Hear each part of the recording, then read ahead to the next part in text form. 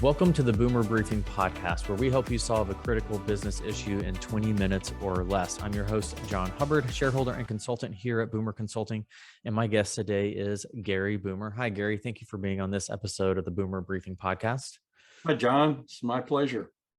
All right. We have a fun topic and one that, Gary, you and I could probably talk about all day, but that is about key tech megatrends that are impacting the profession and even the clients of firms as well. So those key tech megatrends. Before we dive into exactly what those megatrends are and what you're seeing out there, both outside the profession and inside the profession, talk to us about why firms should really be paying attention to megatrends and technology in general. Well, John, this has some history behind it in that in the early 80s, there was an author by the name of John Nesbitt, and he wrote the book called Megatrends, and it was very impactful in the 80s. And it certainly impacted my thinking, impact our firm's thinking.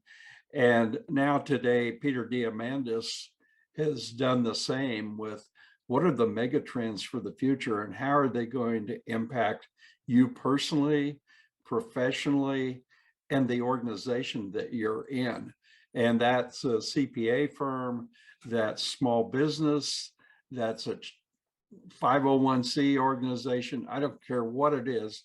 These trends are going to have an impact upon the organization, its employees, and its clients or customers. So I think that's the historical part. And we can't go through all of them, all 10 today, but we'll kind of touch on the ones that are the most important to the accounting profession. Yes. And I love what you said there, Gary, about,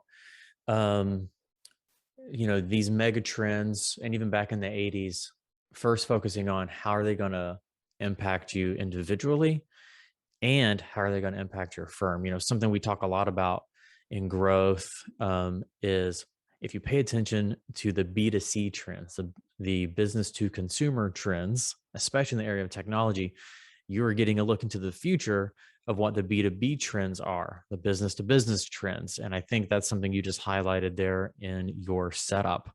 And so that's great.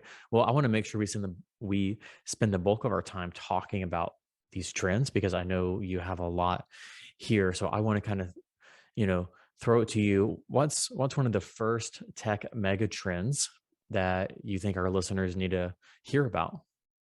Well, I'm going to start to say there's a theme that runs through many of these, and it's the theme of abundance versus scarcity. And that's why mindset is so important with regard to tool sets and skill sets, because those are available today. So your mindset is probably your most limiting or accelerating factor. So the first one is going to be a new one for the accounting profession, and that is there's plenty of capital and financing available today for you to grow and expand. And let me give you a good example of what we're hearing about. Private equity is looking into our profession to make investments. Now, they're not going to want to invest in firms that are just doing traditional type services. They're going to want to invest in firms that have room for growth with their clients and can offer more services, so that capital and availability of the capital is going to increase the acceleration. And that's happening for small business. We're seeing alternatives to bank financing today. That's going to continue. So both your clients and your own organizations are going to have access to capital. And let me tell you, you're going to have access to more talent. And that ought to get your attention today.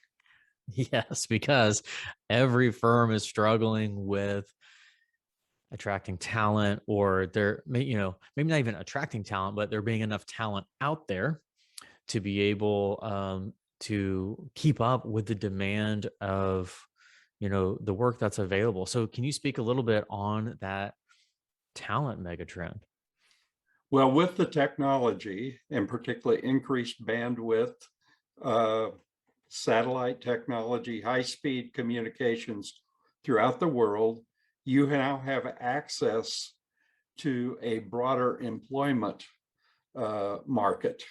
And we're seeing it in South Africa. It's not just India, Philippines, Mexico, South America, other countries. And the resistance of the profession has been the outsourcing of jobs. Think of the outsourcing attacks. How many of you want to do 1040s? I don't think many entering the profession, and particularly the younger generation, want to spend their career doing 1040s.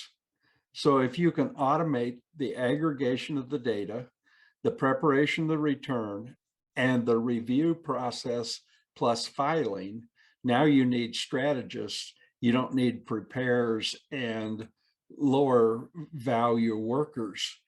And that's what people are really looking for coming out of college today. So the technology of remote and communication are also big trends, and they're going to expand. You're probably hearing about 6G. That's 100 times faster.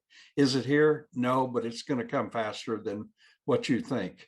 And we're already seeing the impact of 5G. Yep. All right. So thank you for expanding on that talent trend. So you talked about abundance, talking about talent.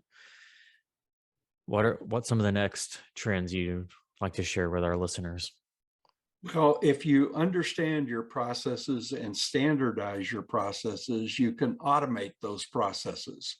So everyone's talking about RPA, and I get that confused on Monday night, RPO, but RPA, which involves artificial intelligence, machine learning, and we're seeing that happen.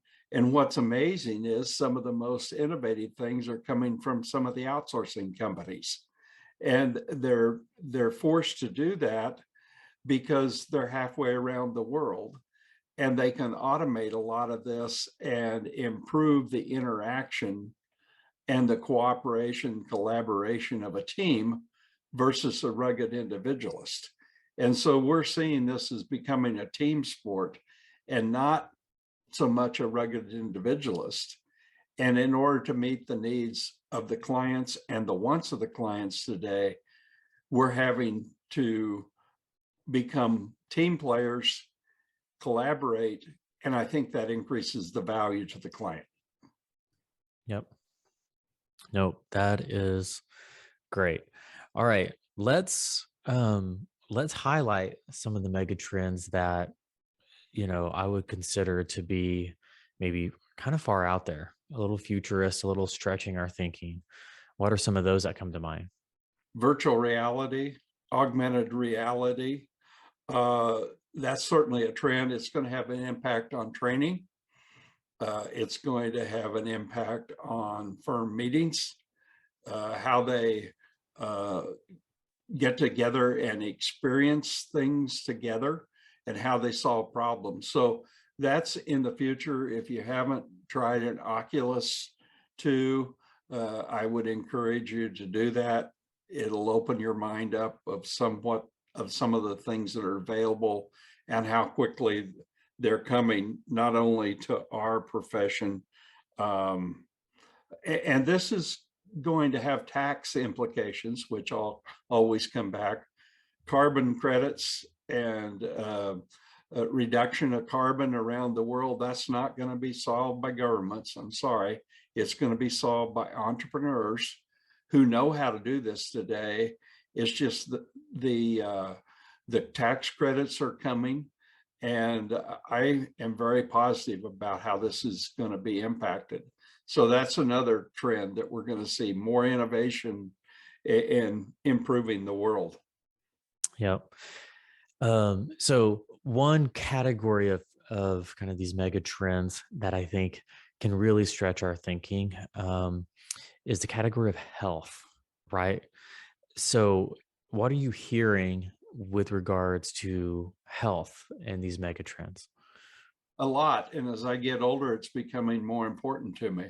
Uh, because I think if you have your health, you can pursue a lot of dreams and passion. If you don't, then you've got one goal and passion, and that's how to sustain your health. But I've been involved with Abundance 360 and Peter Diamandis that I referred to for over 6 years, and he's part of the strategic coach program that I've also mentioned with Dan Sullivan. And they're saying right now, longevity, you should plan to live an extra 10 to 20 years longer. And that has all kinds of impact on employment. So there's another access to talent, but not every person wants to work longer or has the passion to do that. And their jobs will change. Also, that's going to impact retirement benefits.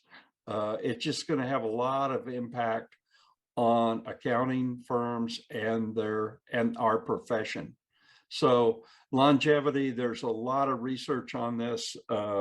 Some of the primary ones, you can look them up, search them. David Sinclair, George Church, and Catholic Sesan. It's Seshan, and his first name is spelled Karthik. And there's just a lot going on in this area today. A lot of funding. Yep. All right. Well, that brings us just with maybe one more minute left for this episode. Any final thoughts, Gary, or any final trend you want to highlight here? Well, I wouldn't ignore these. They're going to have more impact than you probably think on our profession. And the old saying, I think it came originally from Bill Gates, but I'm not sure, is we anticipate technology to have a greater impact in the initial years, and it's generally the impact in later years.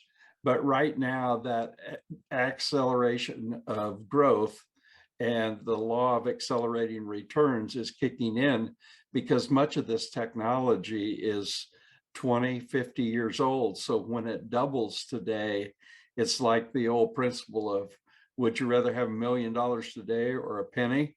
Doubled every day for a 31-day month.